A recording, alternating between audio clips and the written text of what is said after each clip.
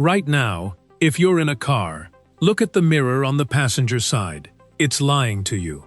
Not a small lie either. That car behind you? It's closer than the glass wants you to believe. Every single day, drivers trust that mirror with their lives, and it quietly bends the truth every time. This isn't a manufacturing mistake. Someone built this illusion on purpose. And once you understand why, you'll never look at a side mirror the same way again. But to understand the lie, you first have to understand the problem it was built to solve. Cars didn't always have mirrors. For years, drivers simply couldn't see what was behind them. That gap in vision had a name: the blind spot. And it wasn't just annoying, it was dangerous. As roads filled with more cars moving faster, not knowing what was creeping up beside you became a serious risk. Engineers needed a way to give drivers eyes in the back of their heads. But there was a problem. A mirror close to your face works fine. A mirror far across the car? That's where things start to fall apart. The idea of a mirror solving this problem didn't start in a factory. It started on a racetrack.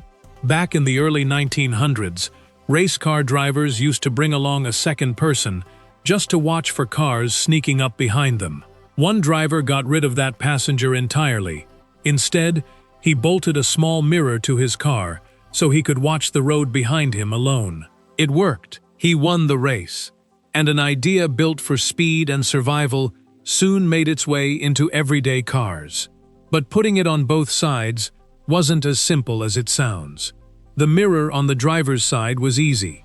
It sits close, right by your eyes, so a flat piece of glass gives you an accurate view. The passenger side is a different story. It's much farther away, and that distance changes everything. A flat mirror over there shows you a narrow, cramped slice of the road. Whole cars could hide just outside that view without you ever noticing. Something had to change about the glass itself. And the fix engineers landed on came with a hidden cost nobody saw coming at first. The solution was a curved mirror, bulging slightly outward instead of lying flat. It's a subtle curve, barely noticeable if you run your finger across it. But that tiny bend in the glass changes everything about what you can see. Suddenly, a much wider slice of the road appears in that small rectangle of glass. Blind spots that used to swallow entire cars started shrinking. It seemed like the perfect fix. Wider view, safer roads. Problem solved. Except that same curve that saved one problem quietly created a brand new one. Here's the simple trick behind it. A curved mirror bends light the same way a wide-angle camera lens does, spreading a bigger area of the world into a small space. That's how it manages to show you more road than a flat mirror ever could. But bending light doesn't come free. When light spreads out like that, everything it shows you gets pulled and squeezed. Objects don't just fit into a smaller space. They actually start to look smaller too. And that's exactly where the real trouble begins. Here's the part nobody warns you about at first. When something looks smaller, your brain makes an instant assumption. Smaller means farther away. It's a shortcut your brain has used your whole life, and normally it works. But this mirror isn't giving your brain normal information. The car behind you might look tiny and distant, when really, it's inches from your bumper. Your eyes are seeing a curved lie, and your brain is falling for it without question. That gap between what you see and what's actually there is exactly where danger lives. That gap wasn't just a theory. It started showing up on real roads. Drivers glanced at that mirror, saw plenty of space, and confidently changed lanes, only to nearly collide with a car they swore wasn't that close.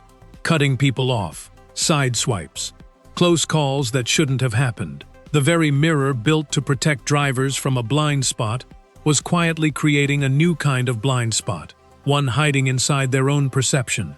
Something had to be done, and this time, it wasn't going to come from an engineer's workbench. This time, the government stepped in. Rather than banning the curved mirror altogether, officials landed on a compromise. Car makers could keep the wider, safer field of view, but they had to warn drivers about the illusion hiding inside it. That's how 7 words ended up permanently etched into millions of mirrors around the world. A warning that the objects you see are closer than they appear. It wasn't decoration. It was a patch for a flaw baked directly into the glass. And it's still doing its job every single day, whether you notice it or not. So that curve on your mirror isn't a mistake. It's a trade. A wider view in exchange for a small lie your brain has to be warned about. But here's the part most people never think about. If one mirror has been quietly tricking your brain this whole time, what else in your car is doing the exact same thing without a warning label to give it away?